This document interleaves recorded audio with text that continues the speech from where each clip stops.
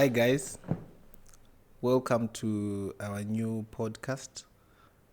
My name is Tatenda, and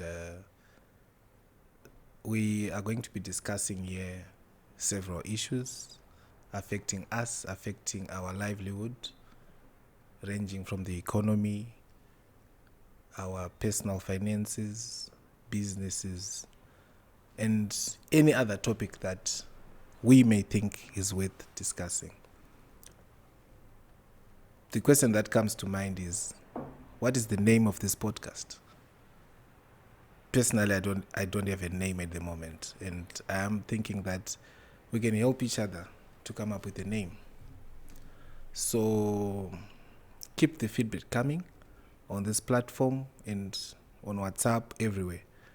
Let's come up with a name that best represents what we are talking about here.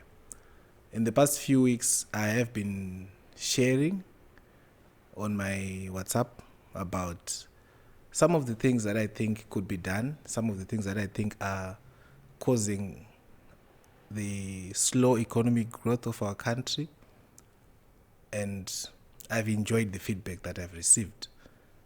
I've enjoyed the messages, I've enjoyed the amount of enthusiasm that is coming through from all of us, and it's quite interesting. We all have an opinion. I do have mine.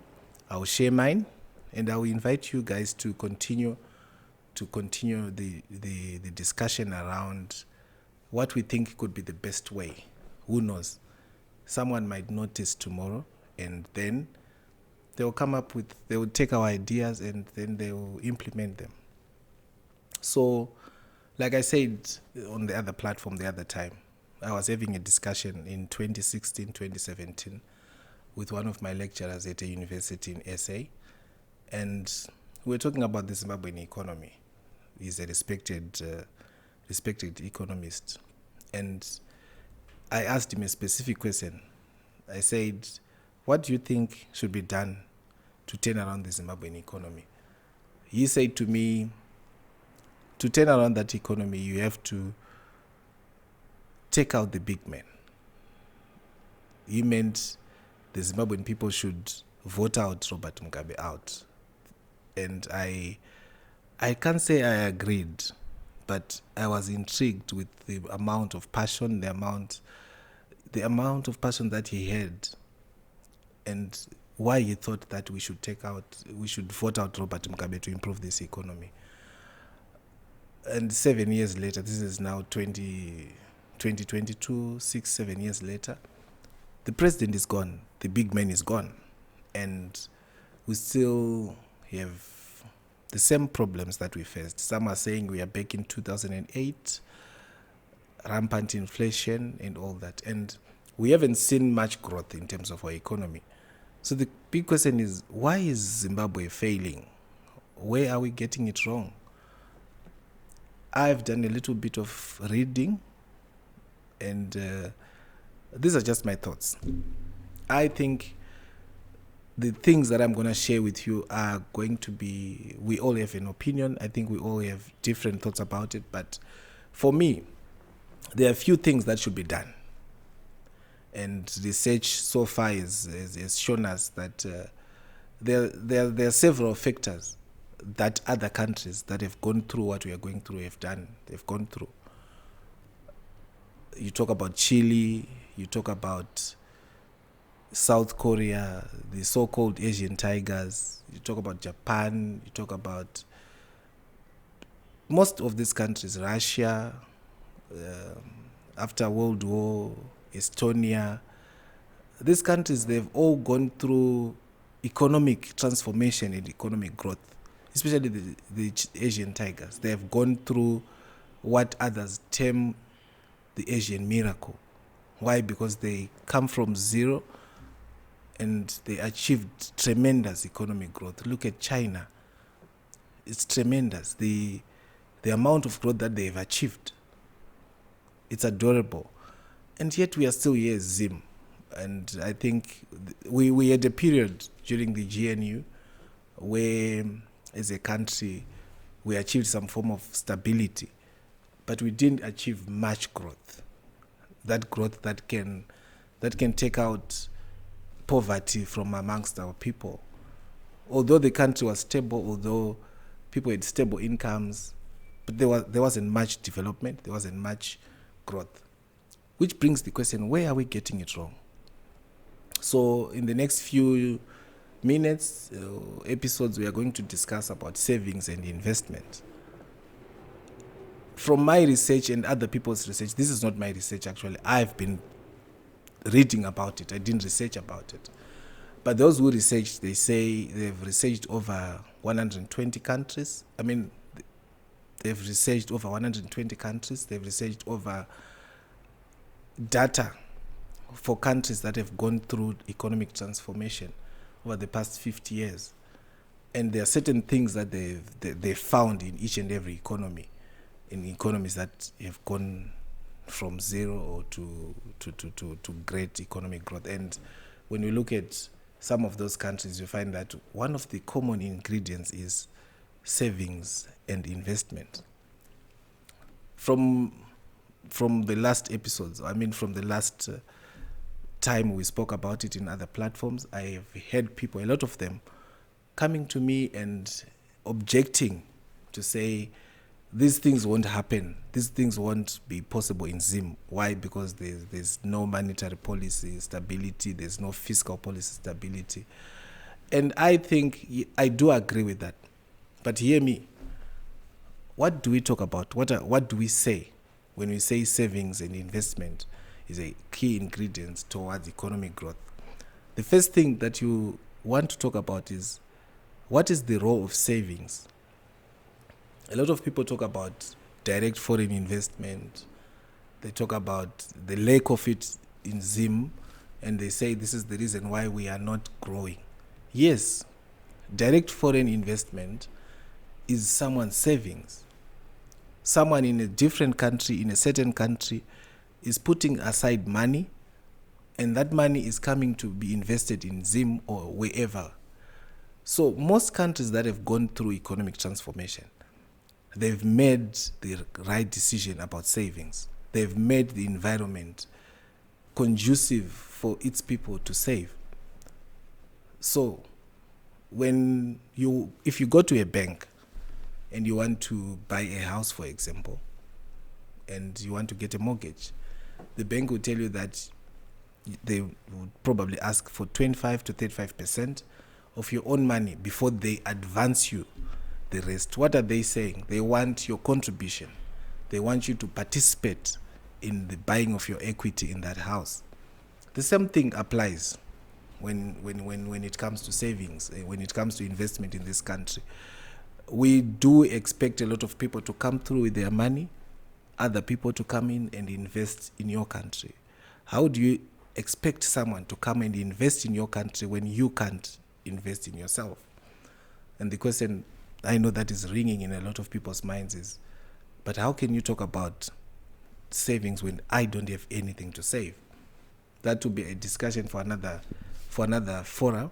But for me today, what I just want to prove to you is savings. Research has shown us that it will account for 40% of economic growth. So if we want to have those double digits economic growth, we must be saving over 40%. Now, this is where the Zimbabwean situation is dire. Zimbabwe, currently, our savings rate is 6% as a percentage of gross domestic product. And when you look at the Asian tigers that I spoke about earlier, South Korea, Japan, Thailand, their savings rate at that during that time when they got this tremendous economic growth that I'm talking about, it was 30 to 40%. You can see the difference. An economy is funded through savings, through investment. So we need investment. The first type of investment that we have is local investment. In an economy, you have pension funds, you have banks, you have all that. So let's say you have your money that is going through your NASA or your pension funds. Those are the funds that we are talking about. I was recently looking at the trend in terms of how our local currency is depreciating, and vis-a-vis what we see happening on the roads. We see a lot of development around the roads. We see a lot of companies that are developing. It's called ERRP, something like that, Emergency Road Rehabilitation Fund. And how is that being funded? How is that being funded? When you look at Harare, there was a time when there was a boom in construction in Harare, when these tall buildings were all built. When you look at these buildings, they all have something common amongst them. MIPF, what. They were built by different pension funds, the National Relays of Zimbabwe Pension Fund, ZESA Pension Fund, that pension fund, all these pensions. So they are the ones that were driving economic growth. They were the ones that were driving development in Zimbabwe at that time. And now we don't have a lot of people in employment, so we don't have a lot of these pension funds with money to spare for economic growth. So I would say the first thing that we need to do, the first thing that needs to be fixed, is the investment culture, is the saving culture. A lot of people, we have our money saved at home in pillows because we don't have confidence in the banking sector, we don't have confidence in the financial sector. So that is the problem that we currently have. And the question that we must be answering is how? How do we start to save? How do we start to save in formal channels? And I'm sure the relevant authorities, they must be working on that. They must be working. They may not be working on that, but they must be working. The message should get to them. We must start a saving culture. Why? Because it's the one that is going to fund economic growth. So I have feedback around this. A lot of people feel that this is wrong. Someone said to me, in a stable economy, yes, it works. Someone also said to me, the policies that are in Zim do not support savings. Someone said, I don't have anything to save. Someone actually gave me an example, and they said, when you don't have anything, how do you save? My answer to that person will be, whatever you get, the first person that must be paid is you. Whatever you get, the first person that should be paid is you. So what am I saying? Let's say you're selling something, you're selling your vegetables, and you are earning 30 US per month. As a person, the first thing that you should do is to teach yourself to say, out of the 30 US that I get per day or per week or per month, a certain percentage of that amount is going into your savings. Whether it's 10%, whether it's 5%, then the rest of the money that is left is what you leave for your expenditure. Why? Because you can control your expenditure. You can control what you buy. You can control where to go. If you don't have enough money, you can decide to change. For example, if you are eating cereal every day, you can say, okay, now I'm eating cereal 3 times a day. 3 times a week. So there are certain changes that you can make in your lifestyle that will help you to fund your savings culture. Savings, by saving, you're building your own capital. So if it happens on a personal level, it must also be happening at a national level. So let's say all of us in this country, we're saving 10% of our income. How much as a country would we have made? As an individual, this is now May, we are getting into June. So let's say if you had saved 10% of your income, no matter how small the income is, no matter how big the income is, if you had saved 10% of your income, how much would you be having at the moment? So once you have that amount, so let's say you earn 2,000 US per month and you are saving $200 for the past 5 months, you'll be having 1,000. And that is money that is available for you to invest, whether you're investing in a house, whether you're investing in a business or whether investing, whatever you want to do with your savings. But the fact that you have saved the money gives credence to the fact that you now have access to capital. You can go to a bank and say, guys, I want to start a business and I have $10,000 that I've saved over the past 3 years, over the past 4 years. And that is how the money is coming into the formal system. Even if you're saving wherever you're saving in your small tin, the moment you bring the money back into the formal sector, now saying, guys, I've got this amount, can you give me this amount? These banks, they will give you money as long as you are contributing. If you have nothing, the bank won't give you anything. So if you want to buy a house, for example, you go to your bank, they will tell you that bring 25%. You must be paying for the legal fees. You must be paying for A, B, C, D. Why? Because they want you to participate in your own equity. So it is important for us to start that culture. That culture is the one that will inform us as a country how much we save. And you see that the moment we start developing this country ourselves through our own money, that's the point at which you start seeing external people coming in. We are the people who will change our own circumstances. No one will come to change your circumstance.